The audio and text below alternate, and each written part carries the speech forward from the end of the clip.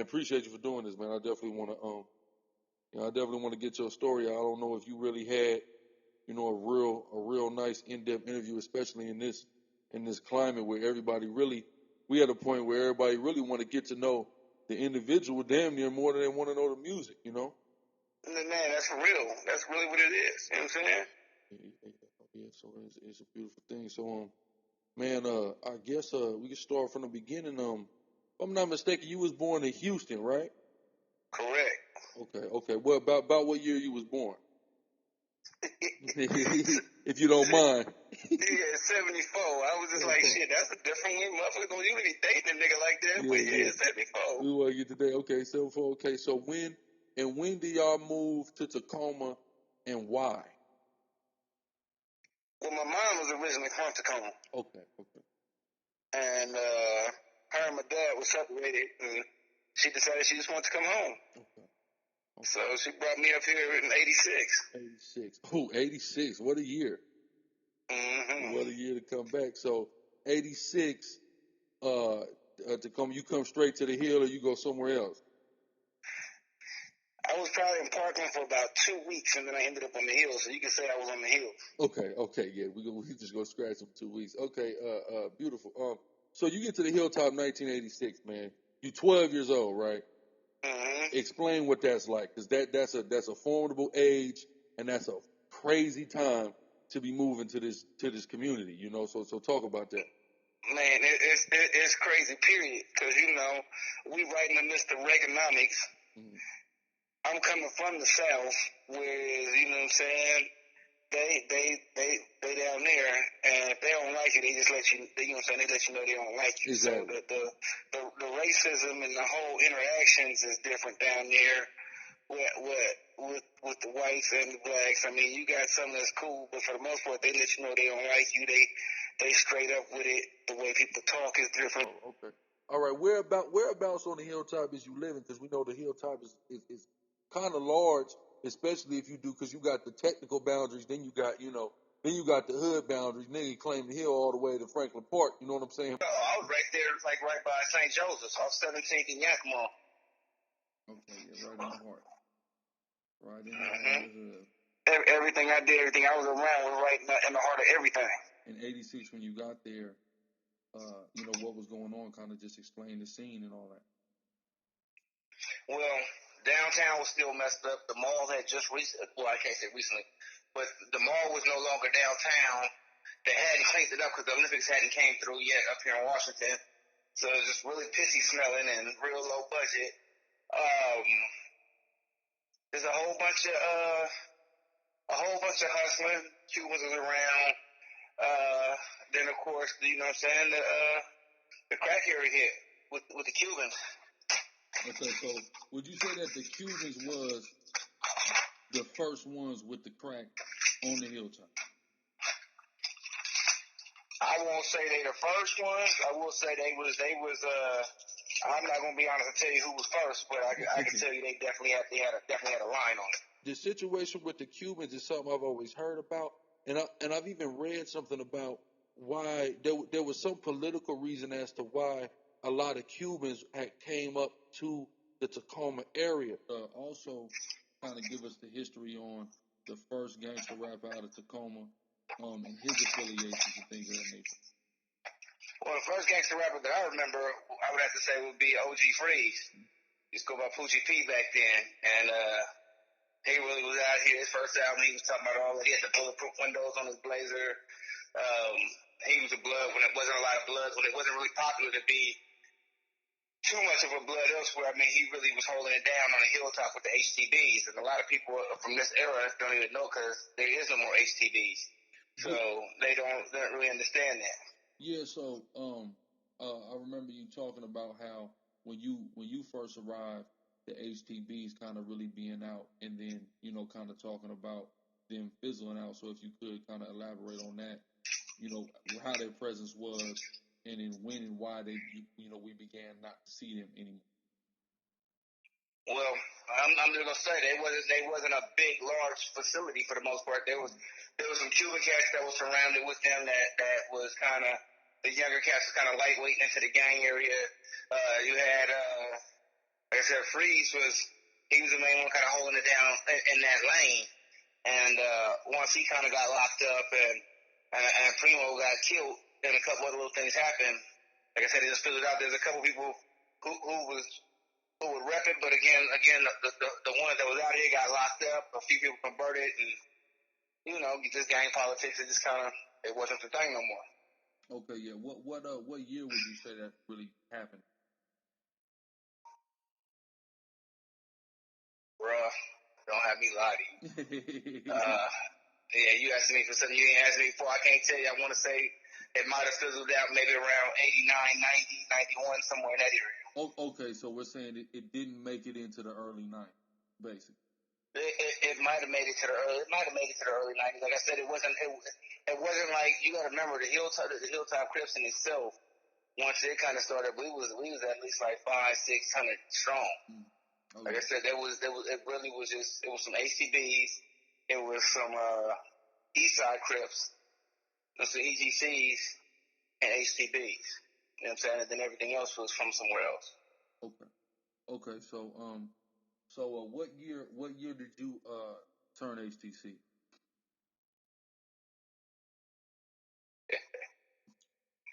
I would say probably 88. 88. Okay. You were what? 14? Yeah, I was in my freshman year in high school. So. Where'd you go to high school at? Wilson. Okay, so boom, you said about 88, 89. That's when you really hop off the porch. So you like, 14, 15 around that time? Okay, I told you at 12, I was walking downtown. I'd be at downtown at midnight grinding. You know what I'm saying? People would pay me to go home, and I just walk around the block and come back.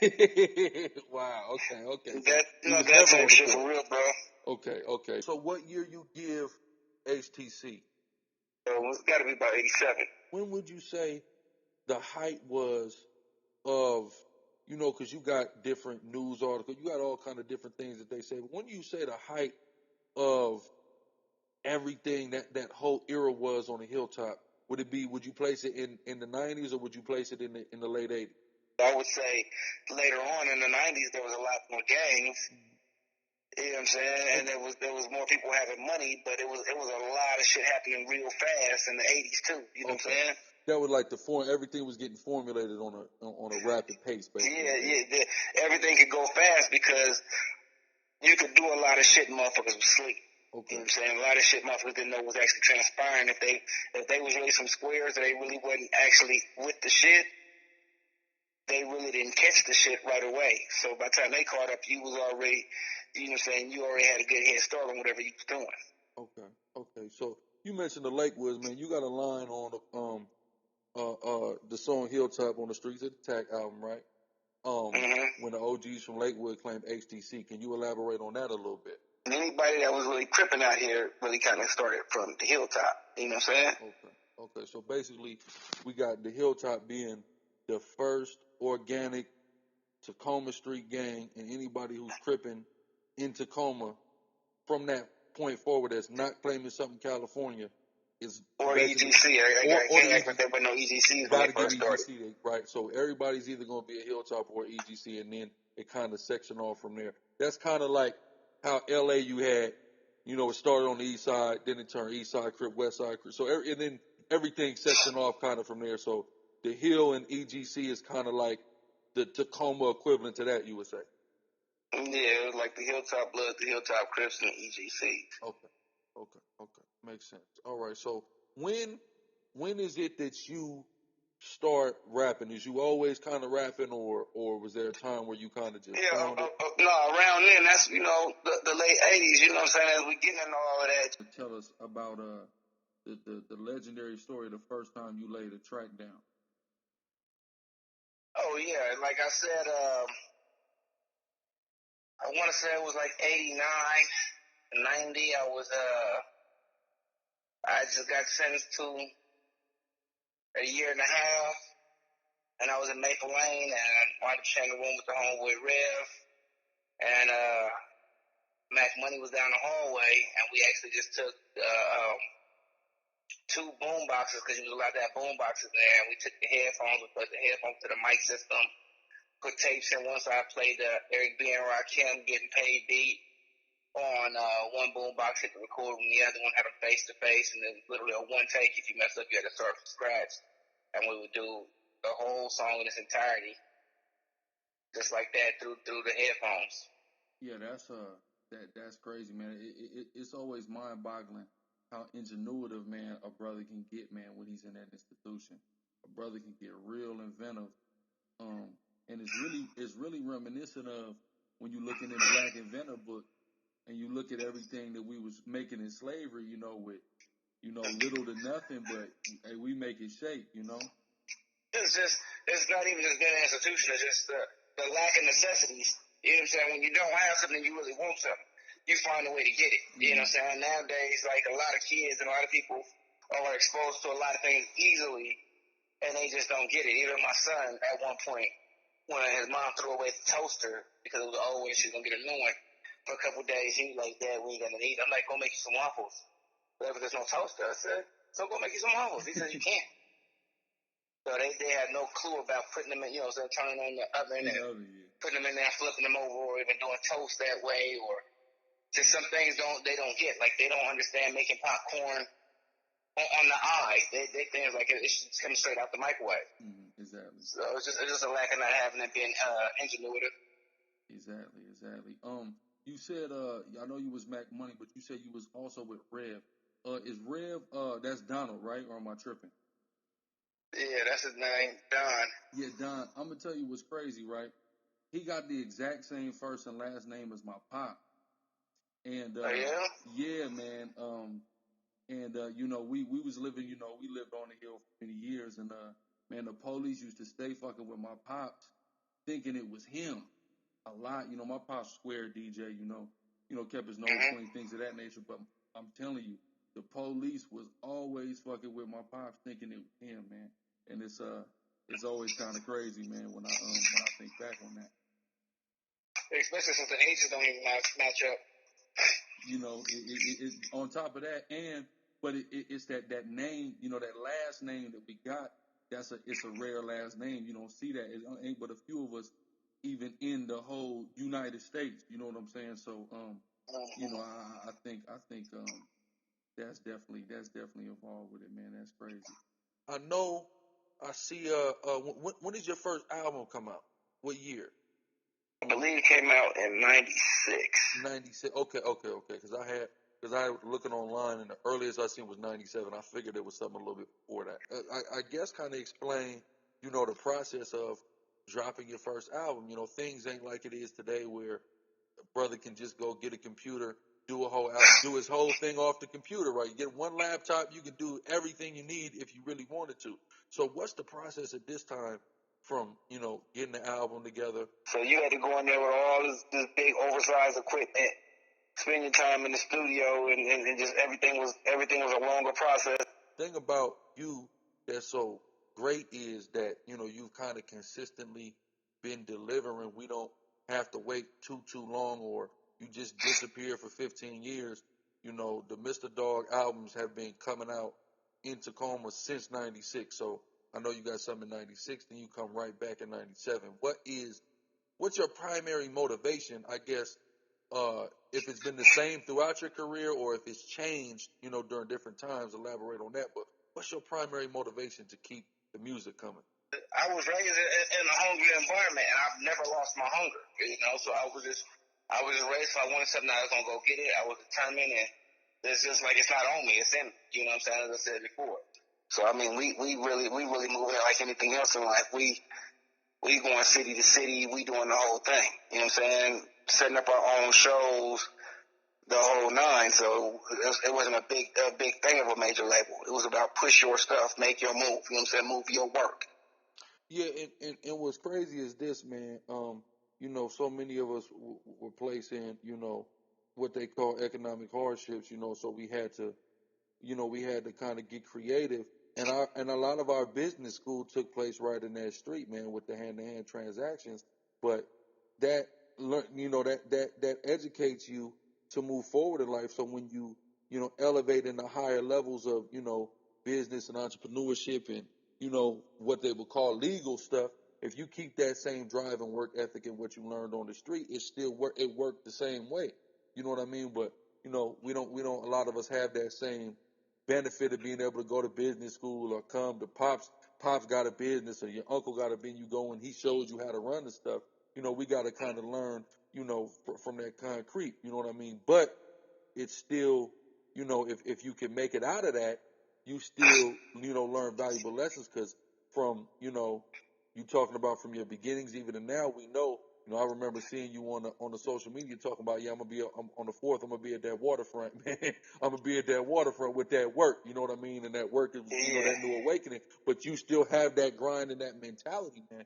And, you know, they say there's nothing more important than people meeting you, you know, in the flesh. Now you handing them, you know, your work, but they meeting you also in the flesh. You know what I mean? And that's important, and that has a lasting effect on people because not only did they hear your music, but they met you. They met the man. Not a lot of grinders like that. I mean, they just keeping it digital. They scared to get in the street. It's a little gap in between the album in 2000 and the next one. Yeah, so basically that's kind of when we was hitting it. So you had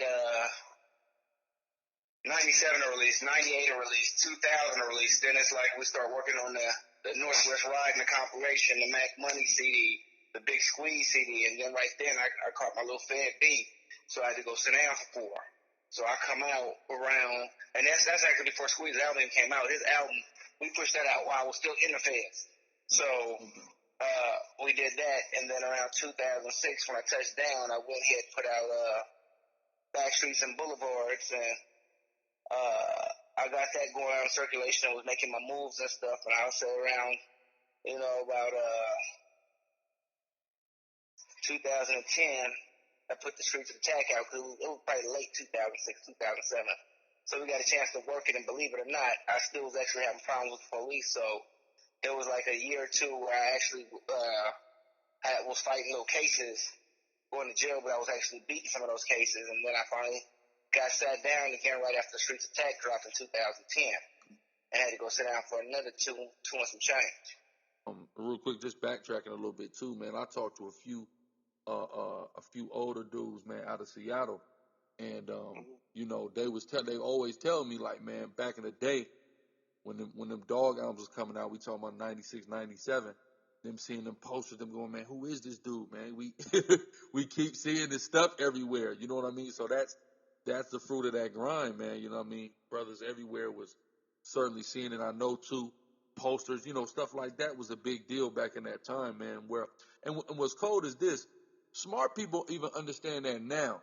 Like the average brother coming up is not thinking about having the posters and, you know, doing it like that, doing it the real old school way, like you said, that's always worked. Because I remember, I was out here at the birthday bash. You know, it's like the summer jam of Atlanta, and man, I'm talking about QC. You know, Migos, Cardi, they label.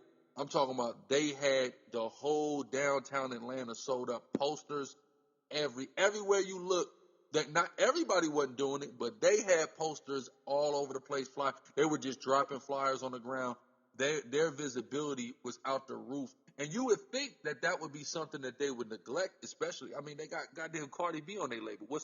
Why would you need posters, right? Everybody knows her, but yet they still is not neglecting that grassroots But they from know the soil. her. They know her because that's what got her known. That and the little TV show and all of these other little things. But it's like, man, you can have just like that street thing. You can have the best thing going, but if don't nobody know you got it, it don't matter. It's irrelevant. You know what I'm saying? If you look at back, like even when I went to Australia, it messed me up because again, you got to travel to learn a lot. People don't even leave off their block, so they don't grow. So when people say they should stop doing it, they don't need to do that.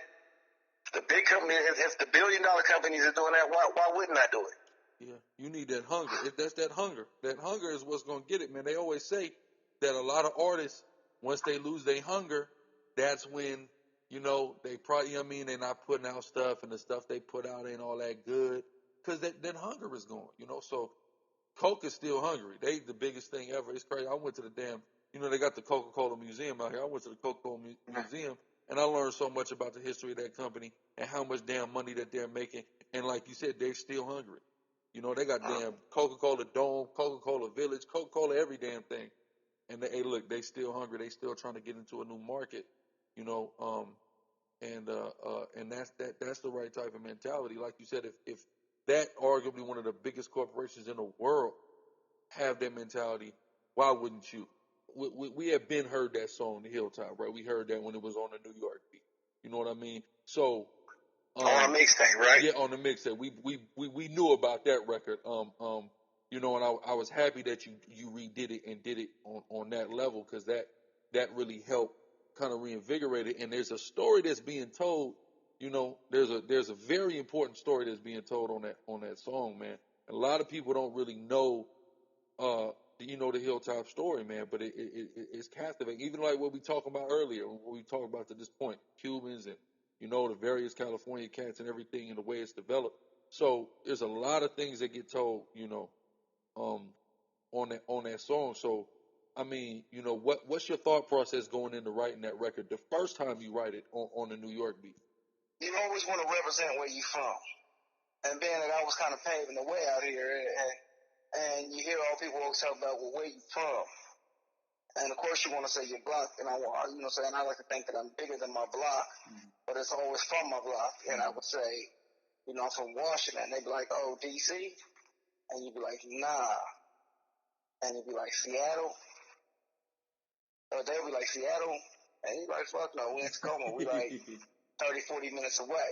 Yeah, we don't like them Seattle niggas right and, now. And then they never heard of that. But it's funny that if you say Hilltop, because when cats have traveled out here from California and everything, they knew about Hilltop because the radioactivity that was going on out here, you know what I mean, as far as the hustling, the vice, and where was that? It was really the hill. So I could say Hilltop and people would know more about Tacoma than they would know about Tacoma.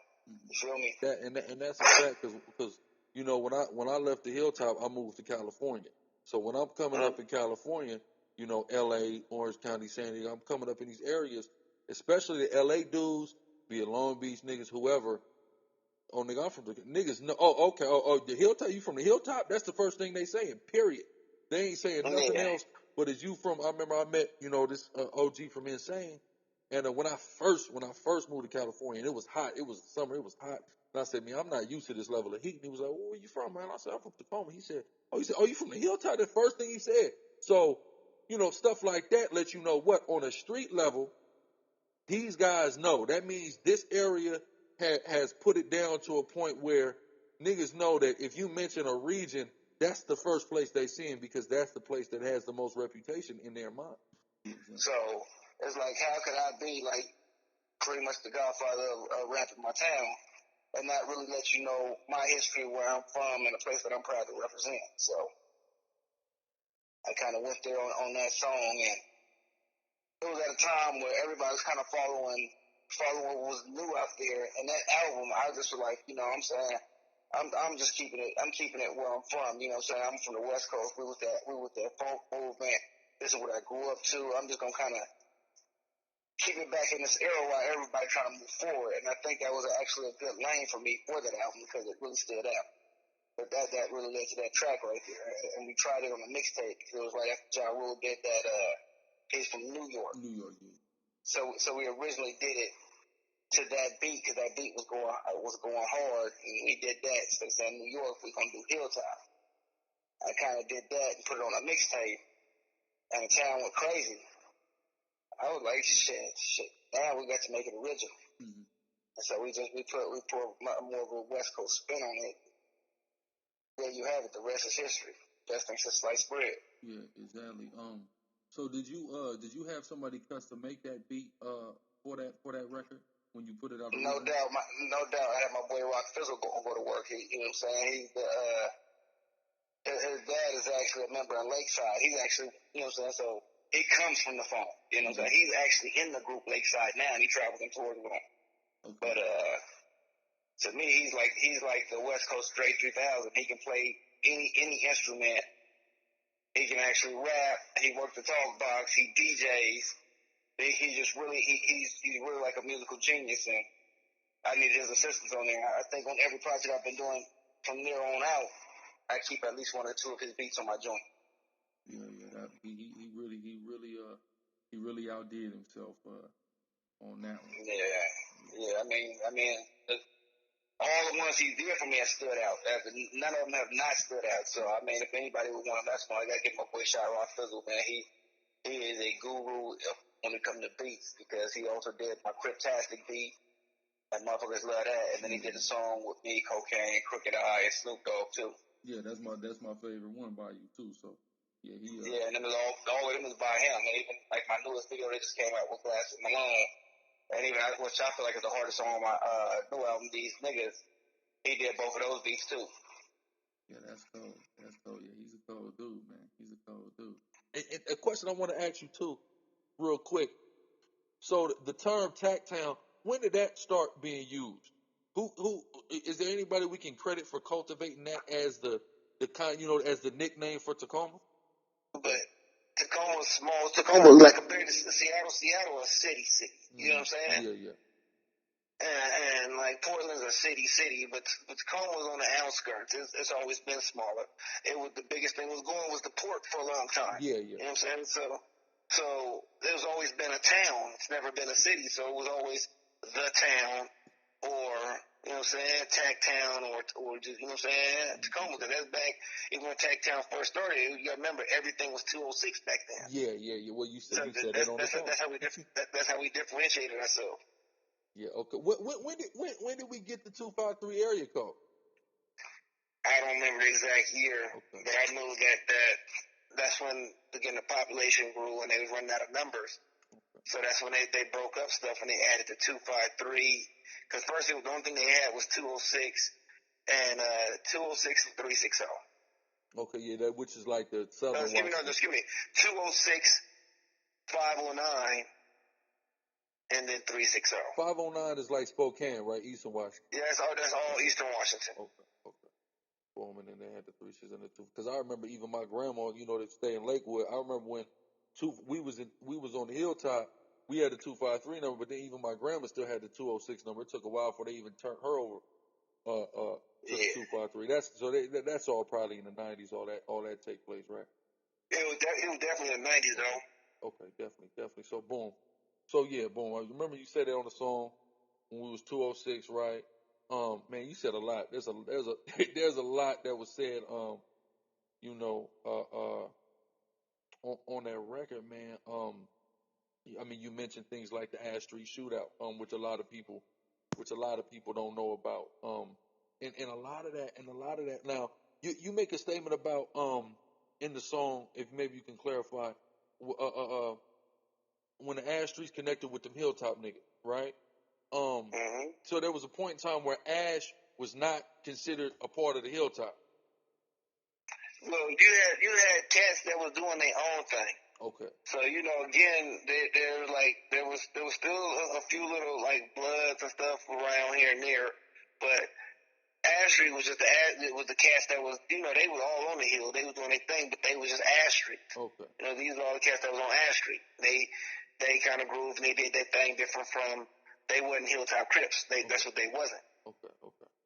So they did their thing, and then they had their little thing, and we actually got into with them every once in a while. But for the most part, we was all from the town. Okay.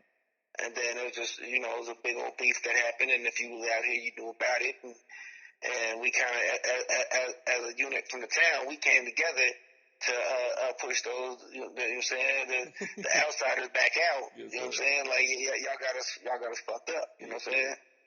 Yeah.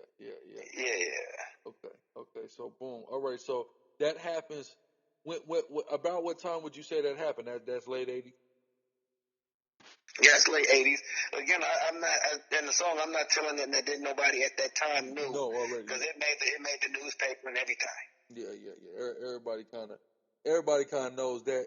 Everybody kind of knows that, and that goes back into what we was just talking about in regards to the Hilltop being so respected, by G's, from up and down that West Coast, because of things like that, and niggas understood that these niggas on the Hilltop, they wasn't just going for that. We wasn't just gonna be these outsiders just running this particular area. That's not happening. you know. Yeah. So yeah, okay, so boom, boom. Okay, so what else? Man, like I said, it's a lot. It's a lot that you say on that. Are there any key bars that really mean a lot to you just off of that song in particular? Hilltop? I Yeah, really yeah. can't point to one particular bar. I think it all means something to me. It was just all history. I just was, you know what I'm saying? If you from here, you know everything I'm talking about. And it was just one of them things like if you from here and if you're in the streets, you can really feel it. And if you in the streets but you don't know your history a little bit, you can go back and kind of verify this, you know what I'm saying? Without giving you nothing that you ain't supposed to be getting. Yeah, exactly. You getting your just dues of what's really, you know what I'm saying? So when you decide you want to sign up for something, this is really what it is. Yeah, this the history. This is what, you know, this is what had to transpire in order for it to be where it's at today. So we ain't just necessarily talking about this. This is what's really going down. This is you show you want to sign up for this. Yeah. That's a good disclaimer. So boom, we fast forward to Streets Attack coming out. So what is there any reason for the long hiatus in between the Backstreets album and the Streets Attack album? Yeah, I got locked up again. Oh man. Okay. So wait, let me see. Yeah, 'cause I did Backstreet as soon as I got out. I'm hold on, that might be wrong. So I did Backstreets and Boulevards, and that was like around 2006. It was late 2006, so almost 2007. Okay. Right, so I'm pushing that, and we having a good time. 2007, 2008, and I want to say actually I didn't get locked up. I got locked up after Streets Attack. Okay. So I was actually just putting it together. And I actually wanted it to be right. And what I did in between then is that's when I dropped the mixtape. Okay, yeah, exactly. Okay. So I still had something just wasn't an official album. Okay. I had the Northwest Classics that came out. And we pushed that and we was doing shows with that. And I still was doing a lot of features for a lot of people. So I was, back then the ball was really rolling and I think I was like on like 40 or 50 different CDs, but I was really getting it in on a lot of other people's stuff and doing shows. And I was really running everything, so I was actually starting to neglect my production as far as putting my own album out. Which can happen, right? When you start doing stuff for everybody else, who's neglected? You neglected at that point. Yeah. I mean, I'm still the machine is still moving, but it's just I just didn't have a full project on me, but it all worked the same because it was all a great campaign. It kind of built up that anticipation, and everybody had been waiting for it. People had been hearing me on CDs, so when it finally came, they were like, finally, you know what I'm saying? 3.5 years later, we finally get this. And then like I said, right as that starts to take off, because I'm kind of feeling myself with the lineup I got, with everything I got going on. I didn't get a chance but to shoot 2 videos, literally. And by the time I shot the second video, by that time, I had been in like 2 or 3 car accidents and then caught in the case. Yeah. So I mean, I was barely walking all the time. I was actually doing a tour, and I had to leave the tour because my back locked up on me, and I really couldn't move, and I need to get back home to see my chiropractor and whatever else I may need to figure out what was actually going on with me. Okay. Yeah, that's crazy. That's crazy because that album was you know, it was monumental, you know, in my eyes, and it was well, like it was just a, you know, sometimes you get a guy's CD and it's not like an album is supposed to have a certain feel to it. You know what I mean? It's supposed to have like this is an album. You know what I mean? A brother really sat down and this is well thought out and this was cooked well. You know, and now it's like a meal. You know what I'm saying? I need a full meal. I got my main course. I got my side course. Here go my drink. You know what I'm saying? That's how an album supposed to be, and that's definitely how I felt about that album.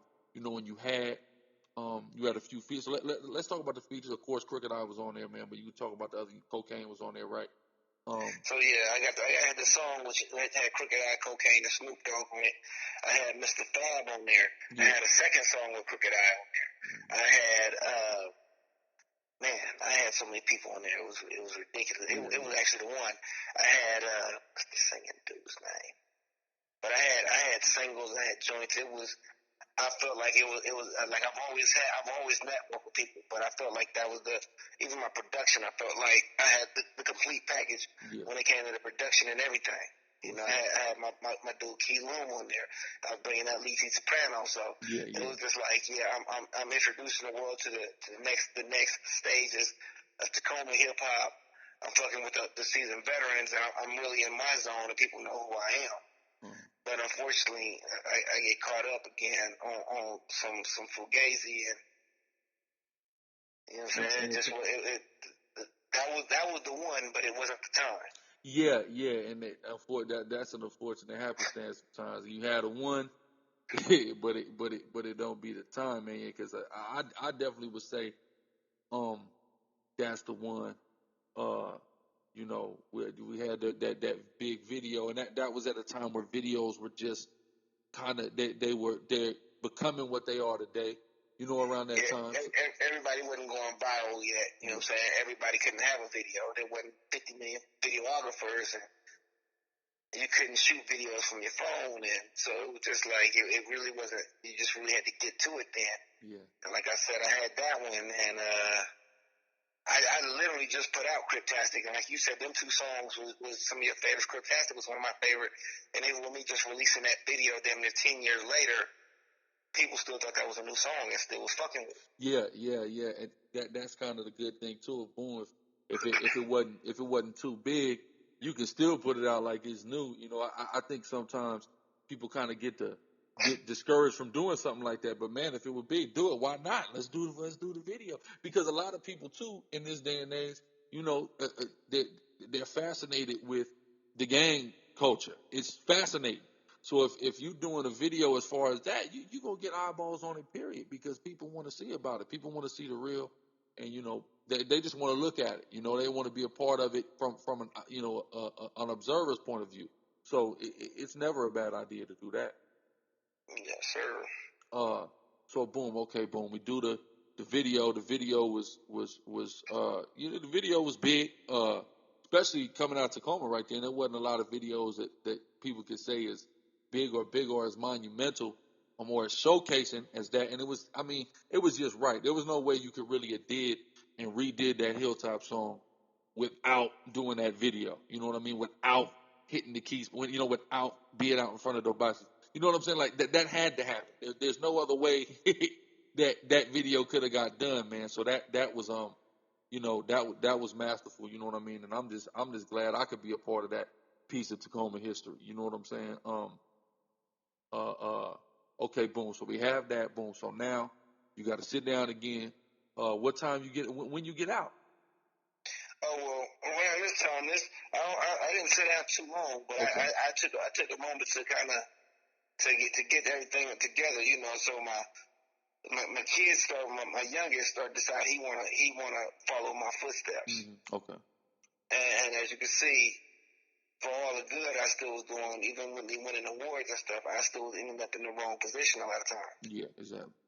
And so I'm just like, I'm gonna have to make sure that I stay on him. Mm-hmm. So I can't be traveling the nation doing shows and expect him to be on his own. He already got this ideology, like you say, everybody want to be part of the life, part of the movement, part of this and part of that. And for as much as I love where I'm at, I want my son to be able to have a better opportunity. Yeah, that's a fact. A better vision of some of the things he can have in life. And I didn't work all this hard because I didn't, you know what I'm saying? I didn't really choose this life. Not that I don't regret it, but I didn't choose this life. This life chose me. Exactly. But he's in a position where the life is not choosing him. He'd have to choose it. And I'm like, son, you could choose something else that can be a lot more long term instead of having to worry about looking over your shoulder for your homies, your enemies, and the cops. Yeah. You know what I'm saying? So I kind of sat back and made sure that I got my kids on the right track. I did what I thought was the most important thing to me at that time. Yeah. Oh yeah. Yeah. So yeah, sometimes we ain't got enough of that going on, you know. Yeah, but now that all my kids is back in school and stuff, now that they're out of high school and they got past the high school, and I kind of gotten to get out of town and experience college and understand what it is to be a man and to get a taste of some generational wealth. I could go back to do me. Exactly. Yeah, so Focus on the project. Yeah, so boom, we got The Awakening now. I see the title. I'm seeing Onks around. I see the brother Star David on in the video. You know what I'm saying? So that whole theme, what's the inspiration there? Is it just, you know, just kind of the surge in consciousness that's kind of going around amongst our people right now? It's about, you know what I'm saying, sitting down, reading books, going over things that I already knew, seeing the traps that are actually being placed out here on us, how music in itself has really kind of been completely dumbed down, and all of the positives not being supported of it, and how that's actually was working against us. And at some point when we're looking at this war, because we're actually in the midst of a war right now, whether people choose to look at it or not, there is a genocidal war going on right now, and if nothing else, our war is to preserve us as a people. And so it's like at some point we got to get some knowledge of who we are, what we've been, and what we can be.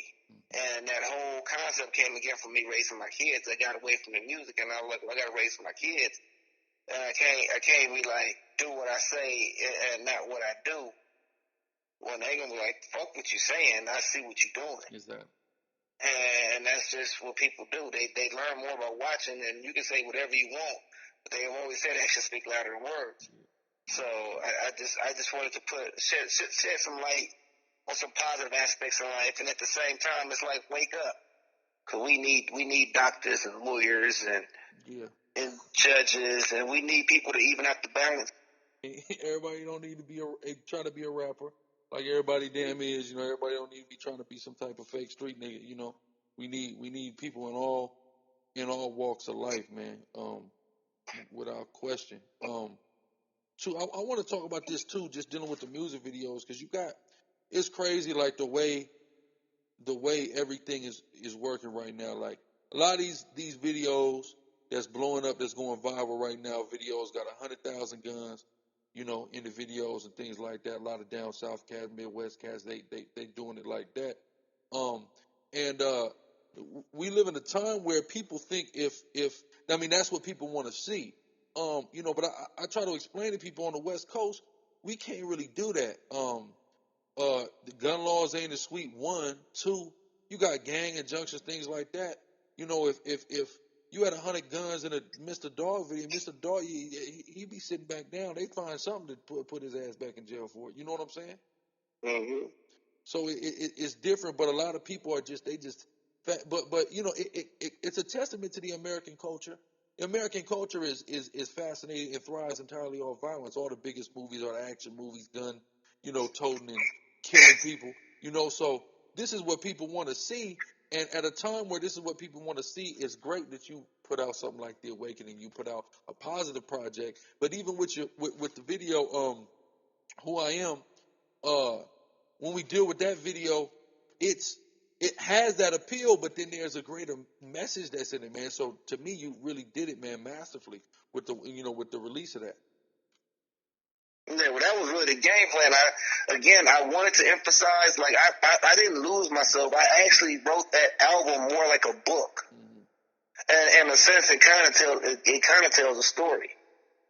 And so it was like there's if I was to tell you, sat down and told you and broke down a story to you, and you go back and listen to the album, you'd be like, that's kind of dope. I mean, everything about the album is like, I was on some, like, when I looked at the Egyptians, almost everything was connected and everything led back to something else, and everything I wanted this album to be deep in so many different ways, you know, so I didn't want to lose my fan base because, again, you know, everybody's on the street stuff. I came from the streets. This is what I was talking about. So I still related to them, but at the same time, there's more. We can do more. We should expect more from our life. We shouldn't, you know what I'm saying? I know brothers who just know that they're supposed to go to jail. This is what they're supposed to do. We ain't supposed to have to go to jail. Yeah, period. We should be able to police our own neighborhoods. We shouldn't have to be relying on somebody who don't like us to police us. So it was one of those things where I really wanted to get deep down in it, and I wanted to reach people on different levels, and I wanted to I didn't want to be pigeonholed and say, well, I can only do this. You know, so I don't want to be like you look at Tyler Perry. Mm-hmm. Tyler Perry could never play a superhero. You'd laugh at that. Of course, yeah, definitely. He could never be a James Bond. You laugh at that. Even when he did the Alex Cross movie, like, this is corny. He's not that type of dude. Yeah. I can't because take him seriously. he used to see him. He's the man in the skirt that tells jokes, and that, you know what I'm saying. So I wanted to be able to relate to everybody and be able to give everybody something. And you get all of these kids who ain't from the streets, who go run into the streets because they think it's just easy in the streets because they see all this music. Mm-hmm. And again, I'm just reminding you what you're signing up for. So when you guys decide you want to sign up, and then you decide you want to be on your Tekashi, you in it while it's good, but then when it get bad, you want to go sour too. It can't work like that. Yeah. There was always a bad side to this. And when you signed up for the good and the bad. So now take your medicine with the bad side. So I wanted to show them, with it all being positive messages, I'm still going to give you the bad too. But from a point that I make you think about it. Yeah. Inspire that thought, because that's a true courtesy, because it's very rare that somebody gives you the bad side of it and tells you, okay, this is the good. Because a lot of us got kind of swept off into this. You know, me being young on the Hilltop, man, and seeing the older homies come up from when I'm a child, man, I'm looking like, man, this is it, man. This is amazing. I need to be a part of this. You know what I'm saying? This looks so great. But then, what about funerals? What about jail? You know what I'm saying? I remember the first time I went to jail, which I was fortunate in going to jail at a later stage, and you know, not having to experience it early. I mean, in one degree you could say I'm fortunate. In one degree you could say I'm less fortunate, because maybe if it would have happened to me earlier, maybe I would have got the message a little bit earlier. But I remember the first time in there, I'm just like, you know what, man? Do I really want to go through a life of being in and out of this motherfucker? You know what I'm saying? Hell no. This is not a place for me. You know what I mean? Nothing but niggas in here, and it's just miserable, right? So at that point, you could say, okay, well, what am I gonna do when I get out of here that's gonna end the cycle of me going back and forth? You know, but nobody ever really, when I was young, sat me down and said, yeah, niggas you're gonna be going to jail, and you're gonna be, nah, that never happened. I only ever saw the good, you know, or the things that were attractive to me, the attention and the respect and money and, you know, things of that nature. So it's a true courtesy that you doing things that's making people think about, okay, well, there's a whole other side to this too, you know, and that needs to be factored in, so each individual can make their own informed decision on whether or not they're gonna hop off that porch, you know. Yes, sir. Yeah, most definitely. So okay, so boom, so looking at your entire catalog, your body of work, which would you say?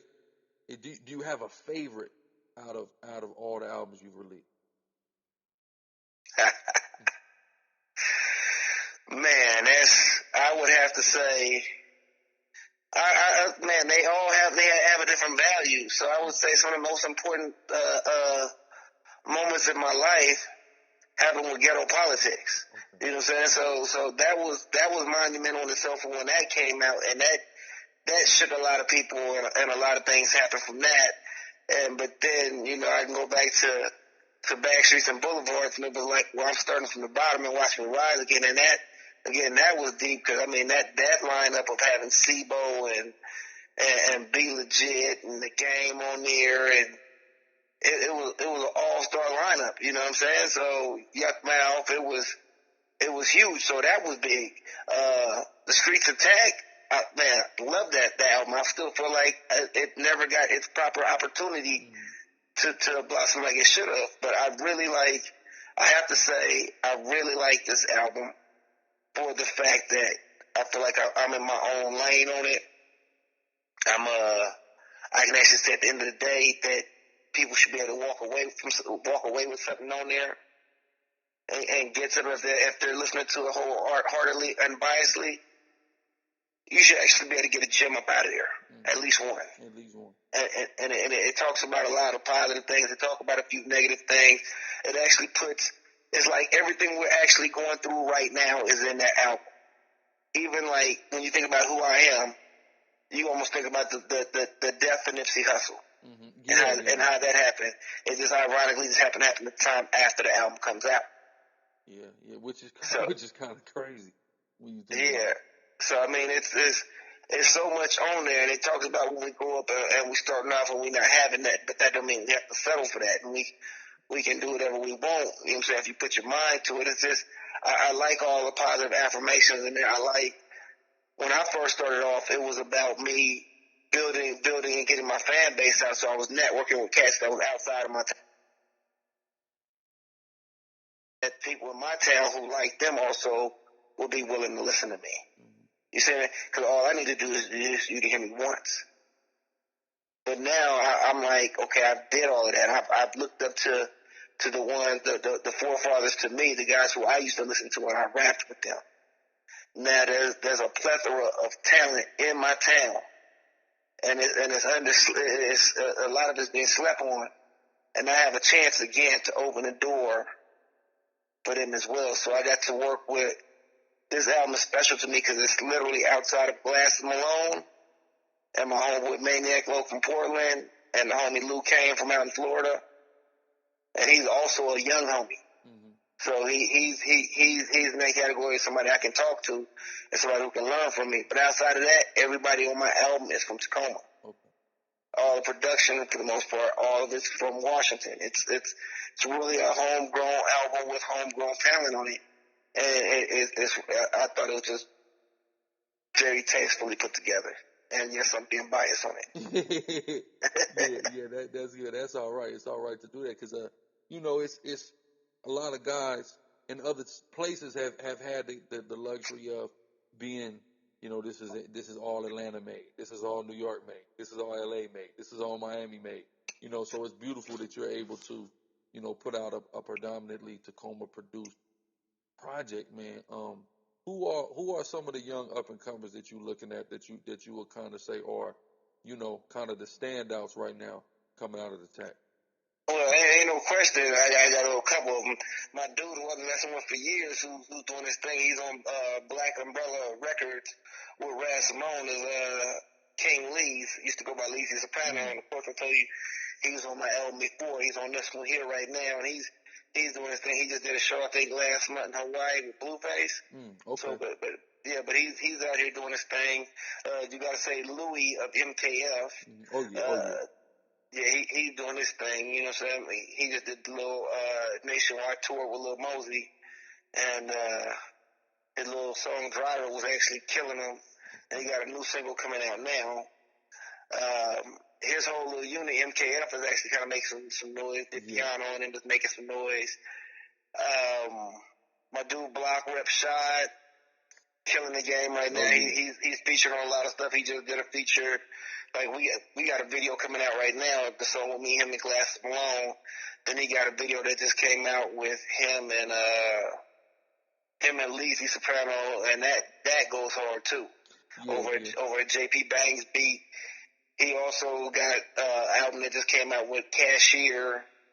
And so I mean you got that's pretty the main dudes. You got Taz Jones who kind of doing his thing with the Juggalos, and there's quite a few cats. I could probably talk your ear off about.